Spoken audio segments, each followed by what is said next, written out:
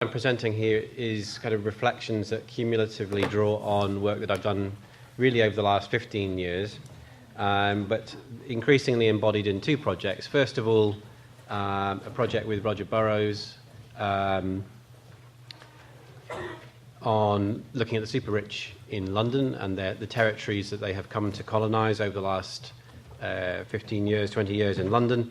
And other work with Sarah Blandy, who is a property lawyer, now based at Sheffield, on a book that we've called Domestic Fortress, which one day will actually come out, I hope. And so the reflections that I'm going to offer over the next 19 minutes step between those two projects and some of my own thoughts, really in relation to something that we haven't actually touched on, I don't think, at all over the last couple of days, which is the role of housing. Well, I guess it's implicitly in the background in terms of the crisis. But I don't want to talk about housing in terms of its links to questions of securitized debt or the background to the crisis itself. I want to think about the way that the home and what the home has become has inflected or shaped the subjective position of people living within owner-occupation. So there's a lot to digest there. So the point of the next 18 minutes now is to reflect on that kind of proposition. So I want to look at the shaping of subjectivities under neoliberalism and how that then plays out beyond the home, particularly in terms of calls for a greater sort of pacification of space outside the home, rather than the question of what is the neoliberal subjectivity, if there is such a thing. But I think these two things are also interlinked. So I think there's a kind of, what I'm arguing here, there's a kind of training that goes on through the socio-tenurial system that produces more willing and compliant consumers that operate through the housing market and take on a subjectivity which is compliant with or supportive of market ontologies of one kind or another. I'll start with a picture of One Hyde Park. Some of you will be familiar with this development. If you've got a spare £125,000 per month, you could you could rent a flat there that's currently on the market. Some of the most expensive real estate in the world, but extremely inaccessible. Very an aesthetic which is arguably fortified. It does not speak of contact and openness and porosity. It speaks of distance, aloofness, and downright aggression, perhaps, or antipathy towards the street life outside. There are security guards, SAS-trained security guards. The windows are bomb-proof. Reputedly, the head of Al Jazeera, who's part of the Qatari royal family, has a tunnel which runs from One Hyde Park through to the headquarters of Al Jazeera. And this building reflects a lot of what I've been talking about over the last 10, 12 years, which is about the increasing insulation and withdrawal of middle-class and higher-income life over that kind of time period. So I spent, as we always do, I spent far too long introducing the project, which essentially has two objectives. First of all, to examine the nature of home ownership in contemporary social conditions, and in doing so to lock on to this feature that we feel is significant, which is the increasing aesthetic and very real fortification of domestic space. So I'm not just talking about burglar alarms and lockable windows, but an array of devices and technologies, but also socio-legal techniques. So, for example, the use of antisocial behaviour orders, the literature around zoning ordinances, which are used to remove or exclude poorer households from the zone around middle and upper income households in the city, and so on. So there's a range of techniques that we can look at, not just the physical infrastructure of the home. And the main point to argue here, I know many of you will not be coming from a kind of housing studies background, but one of the main arguments here is that housing tenure matters. You are much more incentivized to protect and fortify your home if you're the home owner. If you're a private renter, you may, of course, feel more secure, but there's no incentive to invest in those kind of infrastructures that allow you to feel more, allow you to feel safer. And if you're renting from the state, there'll be regulations in place, in fact, to prevent you from doing that. So I'm not going to spend very long on this, but just to briefly skip over the kind of social context that forms the backdrop of the project. It's the world that we live in today, particularly taking note of writers like Bauman, this notion of an insecurity of existence that pervades society today. Of course, that's picked up in numerous treatments. We could be looking at Guy Standing's book, The Precariat, many of the books that have been name-checked over the last day and a half. But I've also long been taken with Jock Young's book, The Vertigo of Late Modernity, who I think uses this metaphor of falling, or a fear of falling, as a really wonderful vehicle for exploring kind of tensions, ambiguities, and anxieties that exist today. That the way that that insecurity is, as it were, travelling up the class hierarchy, that more and more people are feeling exposed in the way that people like Richard Sennett might argue within the workplace, less and less feeling secure. And for people like Bauman and Young, those insecurities might be in relation as much to ecological catastrophes and the viewing of crime or ecological catastrophe through the television set or on your iPad or whatever, as a whole range of sort of traditional fears and anxieties. And so the book that we are putting together sees the home increasingly for higher income owner-occupiers as a space of emphatic social withdrawal, an increasing space of privatism. And so just to give you one example of what we might be talking about there, the increased spend on various kind of technologies, information communication infrastructures, gaming devices, increased drinking of alcohol at home rather than in the pub, a whole range of changes that we could sort of pick up on that are indicative of the home as a space of more encompassing sociality. We spend more time at home doing those kind of things. But we can also think, of course, of privatism as a political or sort of ideological phenomenon in the sense of people seeking to be away from other people and pursuing kind of political agendas which lock down on those people that make us feel fearful. And that's the point that I'll sort of end up with at the end of the presentation. So just to give you a mark of where things sort of stand currently, this is the latest data from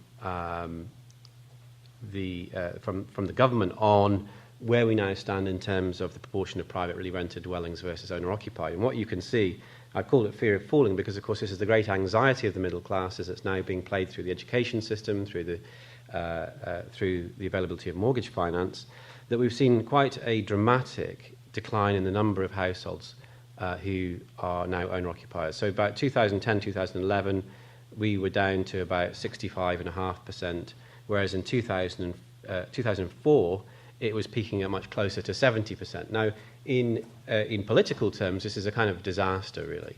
And there's this kind of split constituency now emerging over those people who are now firmly entrenched in home ownership, who have done very nicely, thank you very much, and the sons and daughters of those homeowners who are finding it increasingly difficult to access that kind of security. And of course, it's that security that we attach to home ownership on a whole number of levels that is a very important part of what I'm going to come back to in a moment. Notions of ontological security. In other words, that we access a more secure place in the world by virtue of the fact that we buy the property that we live in rather than renting it, which would be more common, of course, in other nations globally. And so this is a good example of the kind of phenomenon that emerges. And I think this is an extreme example. You can see the 180-degree CCTV camera on the post there, spikes on the fence. There's a kind of aesthetic dimension to the presentation of the gate itself, which isn't terribly inviting. And you also see the externalization of features which would previously be at the front door. The post box is increasingly at the boundary of the property now, so that people can't actually get to the front door. So it is no longer possible to have that kind of random flowing contact, or the possibility of canvassing somebody there in political terms. They are, in a sense, off the map. Anxieties expressed in Australia and the US about the rise of gated communities and how the census was increasingly being an inadequate measure because people couldn't actually get into these gated communities to monitor who actually lived there. So this produces a sense of the home as a defended territory, a sort of micro-defended territory. And so we generate, Sarah and I have been writing for some time now. We wrote a paper called Panic Rooms, which was about this increasing process of fortification a few years ago. The notion of sovereign domesticity. Now, of course, the idea of the domestic, the domus, the home, is very much about this core territory that we're able to defend. And these things get periodically raised in sort of narratives in the media about, the need to have the availability of maximum force, for example, if somebody intrudes in the home. We've had that debate again recently. We had it a few years ago, sponsored by, rather strangely, Radio 4, who asked their listeners what kind of program they would like to see enacted through legislation. And there was this overwhelming support for, we need to be able to kill somebody that comes in through the front door. So what we're looking here is a kind of interaction then between appreciating, and I take the point immediately, of course, that in many parts of the UK, there's been significant chunks of equity taken off people's portfolios, their homes, but house values have seen this massive appreciation over the last sort of 30 and more years. And that links into this sense of the home as a space of control, a territory of the self, part of the project of the self that is realised through the adaptation of the home, what we put into the home, but also our capacity to sort of defend that. To defend it, not least from the possibility of a depreciation of that asset. Again, another set of acute fears that drive people's patterns of investment in the home. And so the argument that I want to sort of articulate here is that as people, to put it crudely, there's this kind of revolt of the elites in the way that someone like Christopher Lasch would talk about, people moving into the private home, fearful of what's going on outside. We see an increasing attempt to exert control over those spaces where people feel more vulnerable. And you see this articulated in the work of writers like Jonathan Simon, who talk about the gauntlet that people feel that they're running when they're operating in and around American cities. There's a raft of urban studies literature that I can point you to on precisely those kind of arguments. We've seen an increasing privatisation of public space, a privatisation of the policing of public space, and an increasing sense of a kind of lockdown on those groups, social street cleaning, if you like, of those groups who are seen to be sort of antagonistic to the right constituencies. And I'm particularly here drawing on and thinking of writers Don Mitchell and Nick Blomley,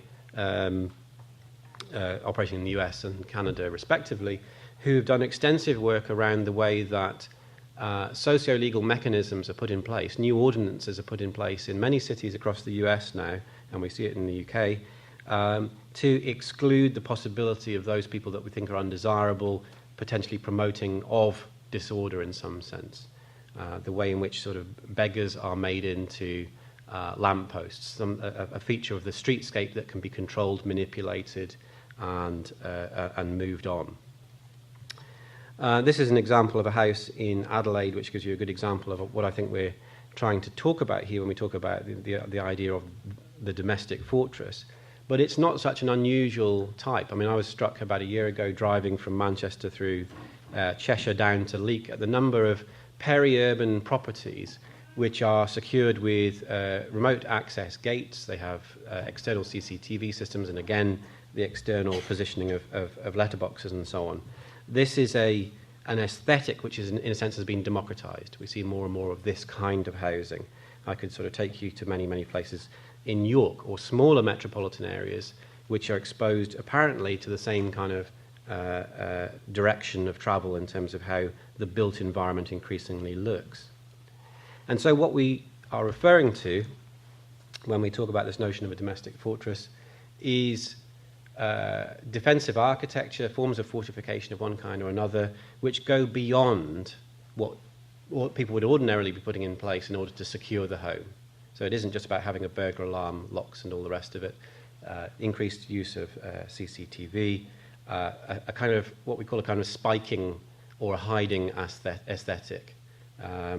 Bauman talks about the rise of the bunker, and some of you will be familiar with his analysis of the Hopper house in, where is it? Somebody help me, I can't remember. West coast of America, anyway, which was used, corrugated iron was used to form the facade to make it look totally anonymous, so that people have this sense of a kind of bunker that has no, who lives there? Is anything on? There's nothing on show to suggest that it's a desirable space in terms of burglary and so on. Just to sort of refer to this idea of a kind of this notion of a kind of cascading neoliberalism, and this partly draws on the work of writers like Sue Gerhardt, some of the kind of psychological work that's been done, or the work from psychology, pointing towards the transmission of the kind of system that we now live in, and how that then operates through the spaces of the living room and the family, and are productive of the kind of twitchy, low attention span students and others that Mark Fisher, in fact, talked about so eloquently in Capitalist Realism, that the new domestic arrangements are producing a new kind of subjectivity, in a sense, that is more amenable to the needs of capital, or it is a kind of a training towards that end.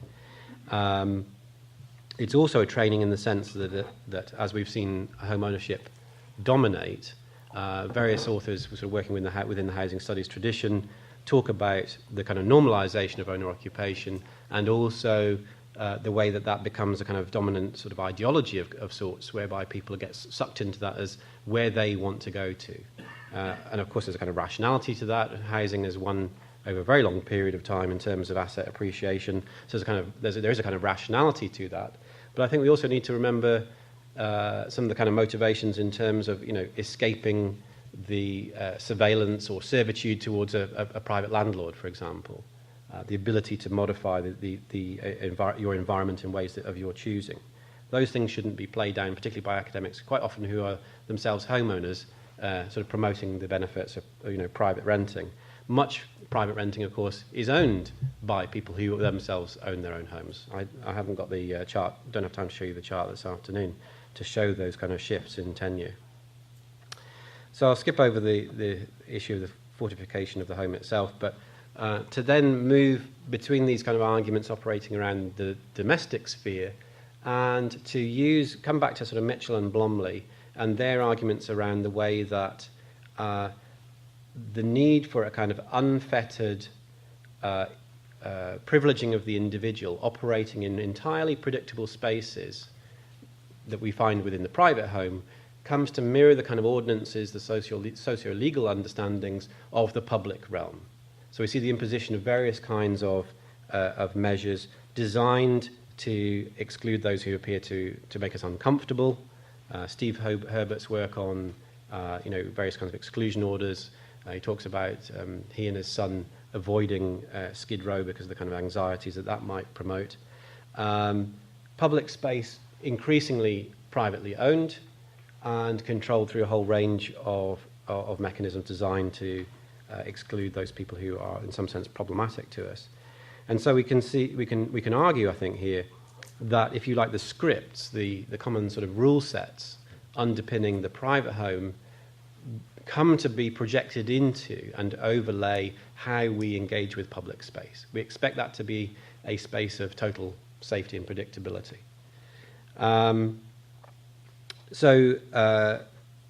Don Mitchell talks about an emerging SUV model of citizenship, that we are these unfettered, supercharged vehicles as we walk through space, and that underpins notions, a reworking of citizenship rules as they apply to those people who are kind of less fortunate than ourselves. So I'm going to try and stick to time just to point then towards the emerging sort of conclusion, and is that we produce a sense of the domestic lifestyle, which is a kind of Russian doll. That in the core of that are, certainly if you're in America, many people who are armed, living in defended homes, living in fortified gated communities, operating, again drawing on the urban studies literature of the last 10 years or so, within interdictory, hostile urban systems which are antagonistic towards social difference, they're antagonistic towards those people who are poorer, for a whole range of reasons that I don't really have time to go into. And so I think that leads to a kind of a promotion of panic and fear around, the viability, the sense of precarity and how that's operating in relation to the ideal of home ownership. But it also then makes us compliant with various political projects which are actually quite antagonistic to us. The idea that we might lose our jobs is a terrific spur when we're worried about whether we're going to maintain our mortgage payments. And I think that this sense that I think it's Chrystia Freeland in her book on plutocrats talks about, and this comes from some intelligence from within the banking sector itself, this notion of cognitive and political capture by the financial establishment, that Wall Street took over the mindset of government, which I think fits in with many of the arguments that have been made over the last couple of days. Both Alan Greenspan and Mervyn King in the UK, in their autobiographies and various statements that they've issued, saw their role very much in terms of offering a low-interest environment to support Wall Street or the banks in the UK, but also trying to underwrite a low-cost model of home ownership. That was one of their key sort of policy targets. And so I know that I need to end, but I just want to talk for 30 seconds about some work that I'm doing also with Simon Parker on the rise of the production of an autotomic form of public space. And this is a reflection on how private citizens, how government, how private service providers increasingly deal with those spaces which are seen to be too risky. So spaces of ghettoized poverty, high risk, no-go areas in the way that they come to be defined during rioting and so on. And what we see in those kind of responses, and it's the responses of us in the kind of time-space trajectories that we follow through the city quite often, we eject responsibility for, or we avoid those spaces that are seen to be essentially ungovernable.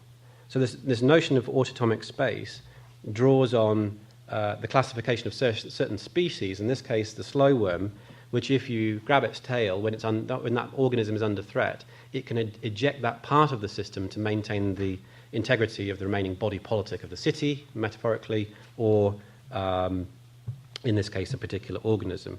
So we argue that there's these increasingly strategic responses by government and by citizens to spaces that are seen to be essentially ungovernable at particular times of day, or more generally. I don't have time clearly to go into that. So I'm just going to leave that slide up so I can at least finish on time and we can get through to Alex's presentation. So thanks.